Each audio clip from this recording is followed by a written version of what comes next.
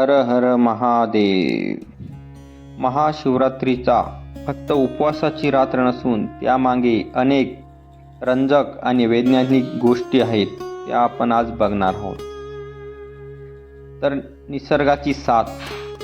महाशिवरात्रीच्या रात्री पृथ्वीचा उत्तर गोलार्ध अशा स्थितीत असतो की मानवी शरीरातील ऊर्जा नैसर्गिकरित्या वरच्या दिशेने प्रवाहित होते. म्हणूनच या रात्री पाठीचा कणा ताठ ठेवून जागृत राहण्याला विशेष महत्त्व आहे, जेणेकरून या ऊर्जेचा आध्यात्मिक लाभ घेता येईल. तसेच शिव पार्वती विवाह की विजय.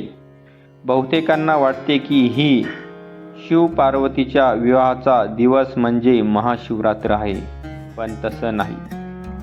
परंतु दक्षिण भारतात अशी मान्यता आहे की याच दिवशी शिवाने आपल्या तिसऱ्या डोळ्याने कामदेवाला भस्म करून वासनेवर विजय मिळवला होता. योग परंपरेत याला आदिगुरु मौन अवस्थेत गेल्याचा दिवस मानले जाते. समुद्र मंथनातून जेव्हा हलाहल नावाचे विष बाहेर आले, तेव्हा सृष्टीला वाचवण्यासाठी शिवाने ते प्राशन केले. ते विष कंठात साठल्यामुळे त्याचा गळा निळा पडला, म्हणूनच नीलकंठ असे आपण म्हणतो. या विषयाची दाहकता कमी करण्यासाठी देवांनी शिवाला रात्रभर जागे ठेवले आणि त्यांच्या डोक्यावर पाण्याचा अभिषेक केला.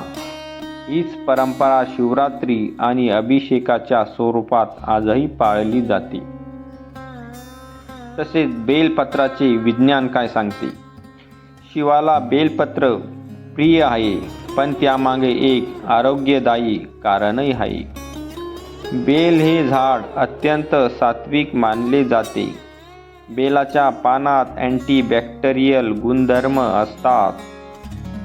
शिवलिंगावर अर्पण केलेले बेल आणि पाणी जेव्हा तीर्थ म्हणून घेतले जाते, तेव्हा ते शरीरातील उष्णता कमी करण्यास मदत करते. महाशिवरात्री वर्षातून एकदाच का?